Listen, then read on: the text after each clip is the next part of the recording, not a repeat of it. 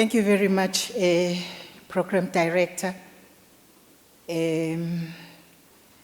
Our Acting Director General of the Department of Transport, Mr. Ngwako Makaipia, Chairperson of the Railway Safety Regulator Board of Directors, Mr. BJ Nobunga, members of the RSR Board of Directors, CEO of RSR, Ms. Tsepo Khare, executive officers of rail operators, senior officials from the National Department of Transport, the regulator and rail operators, esteemed conference delegates, members of the media, ladies and gentlemen.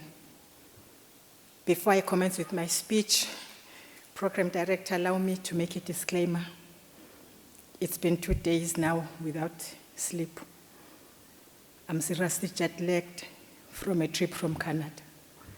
So as I'm standing before you, I haven't slept in the true sense of the word. However, I come from a school of thought that says duty comes first, or you comply and complain later. That's the situation. But ladies and gentlemen, it is a singular honor and a great privilege to be invited to address this esteemed occasion of the annual Railway Safety Conference, yet another milestone in the history of rail in our country. It gives me courage to see you gathered here today in such great numbers. After 2 years of being subjected to virtual platforms only and having to adapt to a new normal due to the disruptions brought about by COVID-19, as the chairperson has indicated. I hereby extend a warm welcome to all delegates in attendance and trust that collectively we'll come up with groundbreaking solutions that will assist us in improving the quality of our rail services, underpinned by a robust railway safety regime. We're meeting during the October Transport Month, where primarily as the transport team, we shine the light intently to critically discuss the trajectory of transport and how to improve on transport infrastructure and our service offerings. During this month, we also gather to celebrate significant milestones we have recorded as a sector in our respective industries. It is therefore not a coincidence that this annual Rail Safety Conference is happening in the month of October. This conference is an imperative and a strategic platform for all rail stakeholders to engage and collaborate on safe, efficient, and reliable solutions addressing the emerging risks across Africa and beyond. It is in line with our National Development Plan, Vision 2030, where as a country we set out a long-term perspective on how we envisage the future of transport, especially the rail sector. Hence our theme for today, which says, Gearing Up for Safer Rail in 2030.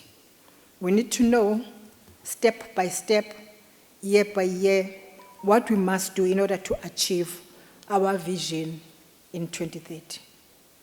Our National Development Plan long-term aspirations are characterized in 3 broad areas, which are sustainable increase on employment opportunities through faster economic growth, improvement on the quality of education, skills development, and innovation in all sectors, and consistency in building the capability of the state to play a developmental transformative role. You will agree that such ambitious goals require sectors such as transport to be agile in their plans and programs in the development of their infrastructure and service offerings. Also, they require policy shifts in an enabling legislative environment. Program Director, the short and long-term shifts in global trade and investment are rapidly reshaping the world economy and international politics. And such changes compel nations of the world, including South Africa, to review and fast-track their development implementation strategies. It places an unprecedented agency to invest on infrastructure that responds to complex global challenges while simultaneously focusing on rapidly growing their economies. South Africa has been responding to these trends by bolstering competitiveness and investment in high value-added sectors and industries such as the transport sector, amongst others. The economies of many African countries have also grown more rapidly over the past decade, significantly reducing extreme poverty for the first time in about half a century, and the continent has carved out a greater voice in global institutions. And you will agree that the advent of COVID-19 and devastating natural disasters have significantly reversed such positive strides to the detriment of our emerging economies. Several structural and institutional weaknesses emerged and translated to slow economic growth, lack of investments, high cost of doing business, rising unemployment, destruction of transport links and infrastructure networks, as well as increased margins of inequality and poverty. All these have affected our global competitive edge. As the transport fraternity, we are expected to have responded to these broad areas come 2030. We must have been able to bridge geographic distances affordably, foster reliability and safety, so that all South Africans can access previously inaccessible economic opportunities, social spaces, and services. We must have been able to support economic development by allowing the transport of goods from points of production to where they are consumed. And this is expected to also facilitate regional and international trade. And we must have promoted a low-carbon economy by offering transport alternatives that minimize environmental harm. To be specific, in the rail sector, we are expected to have been able to establish reliable, economical, and smooth-flowing corridors linking various modes of transport. I'm talking about road, rail, air, seaports, and pipelines. Currently, these corridors are dominated by outdated, malfunction-prone railway technology and poor intermodal linkages. Although rail is the ideal mode of transport for large, uniform freight traveling further than 400 kilometers, about 69% of all freight transport activity, measured by 10 kilometers, is conveyed by road, parts of which are rail-friendly. This undoubtedly strains our road network, which is already suffering from significant maintenance backlogs and contributes to poor road safety. Esteemed delegates, prioritizing rail safety, affordability, and efficacy is one of the primary goals which the National Development Plan puts emphasis on. The fact is, we are left with only 8 years to ensure the achievement of these goals. The truth is that government cannot attain these goals alone. Government, industry, as well as interested and affected stakeholders have to partner and collectively sustain the commitment to improve safety in our rail sector. And this we do in alignment with guidance from existing prescripts, such as the Economic Reconstruction and Recovery Plan, which is aimed at stimulating equitable and inclusive socioeconomic growth. We also need to strengthen our regional and continental cooperation and collaborations through existing instruments such as the African Continental Free Trade Agreement. I passed through Ghana when I was flying to South Africa from Canada. They have a plan for African Continental Free Trade Agreement. I'm not very sure whether we do.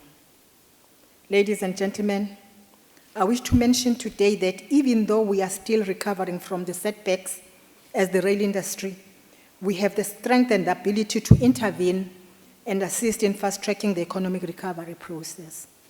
This is particularly because of all modes of transport. Statistically, it has been scientifically proven that rail is the safest mode, but the aviation will also say aviation is the safest mode. I don't know as to which one is right. And it's therefore safest mode of Transport, with a unique characteristic of moving both people and goods in tandem. To ensure that transport remains the heartbeat of economic growth and social development, the National Department of Transport has concluded a national rail policy, which I think you are aware of, which affords the sector a greater platform to foster transport integration while creating a conducive environment for development, as well as a regulatory environment that promotes a safer rail system. Program Director, revamping our rail remains a key focus area in the government's infrastructure plans. As such, the investment in our rail will not only ensure that it remains the pillar of our economy, but will be able to compete with the rest of the world when it comes to connectivity. Our access to local and international economies heavily relies on the ability of the rail system to be responsive and flexible to global changes, particularly in demand for goods. Therefore, our railways must at all times provide companies with the ability to compete globally, irrespective of changes that affect trade. It is true that our rail infrastructure suffered severe attacks during the lockdown, as the chairperson has indicated, and floods adversely impacted on rail services.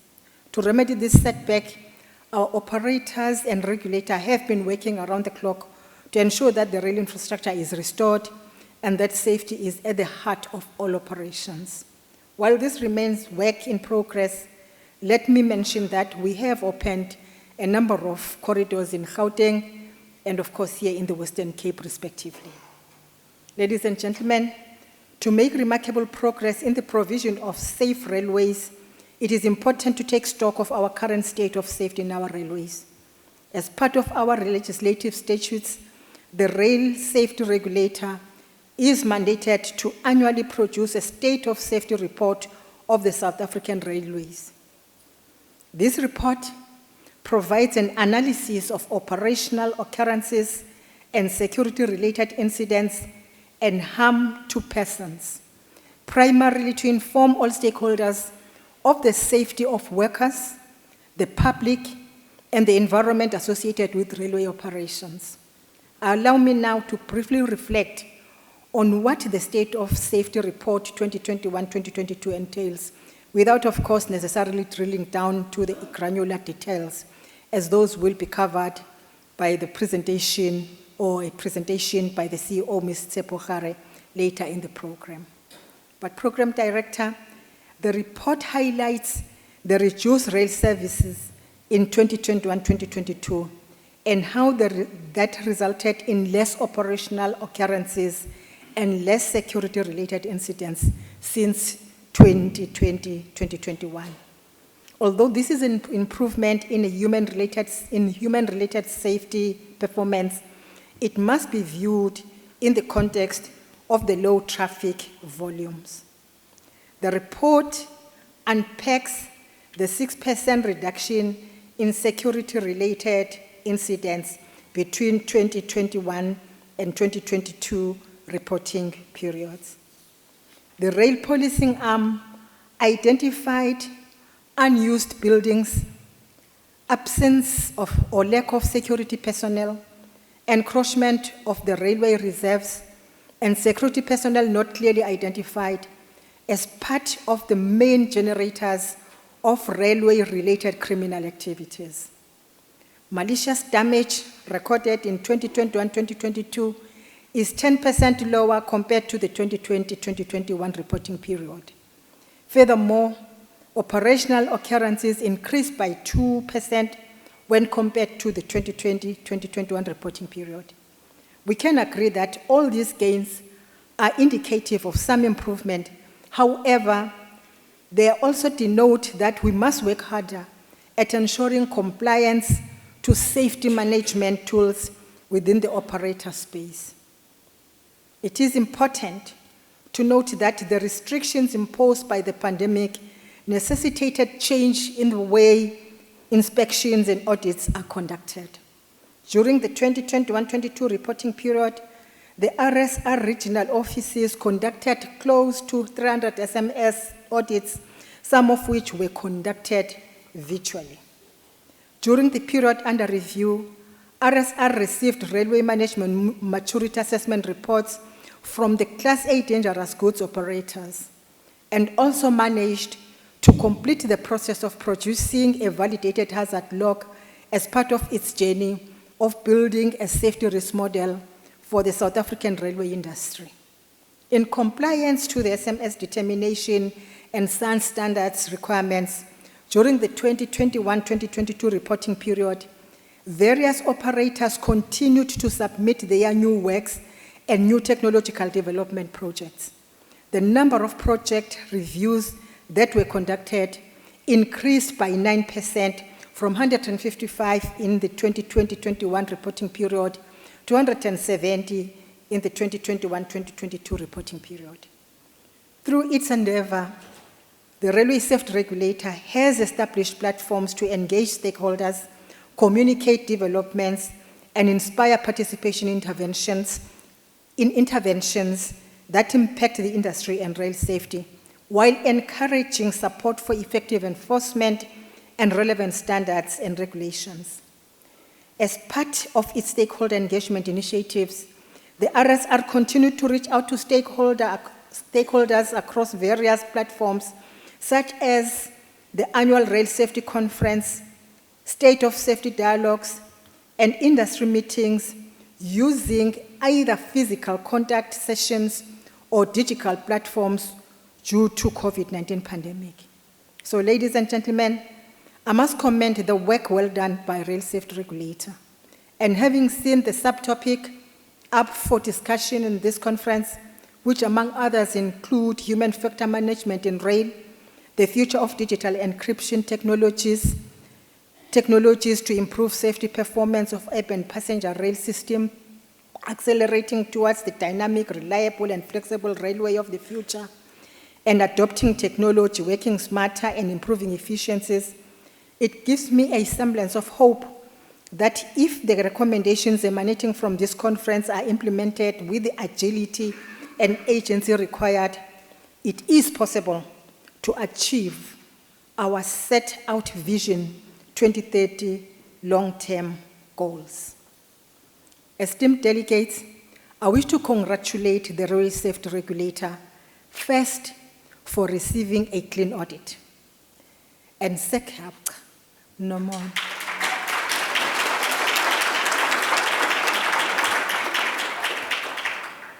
For receiving a clean audit, and secondly, for once again organizing a conference of this magnitude, providing a center stage for captains of the industry to share best practices and discover new ways of making our railways advance to world standards. I trust that the robust debates and meaningful industry participation will pave the way for the regulator's strategic direction and foster sustainable, innovative, technological advancement for the railway industry and allow for transformation as we embrace the new normal. Program Director, as I close, while the state of safety report of our railways may seem like statistics and figures that need to be balanced, let us note that this is human lives that are lost. It is breadwinners that are taken from their families, innocent children that are orphaned, and commuters who are injured while trying to make a better life for themselves. They are the treasure and human capital that makes South Africa a nation. And I'm informed that designing railways, keeping them running, making sure all systems run optimally, require Albert Einstein's kind of mathematics brain. And today, we have all the Albert Einsteins of South Africa and Africa present in this conference. It thus cannot be business as usual. As professionals and experts in the rail industry, we need to change the narrative and ensure that the quality of rail services as experienced by our people is world-class. We must emerge from this conference with tangible, groundbreaking, innovative solutions that will make us achieve our road to rail vision as South Africa, and as the continent.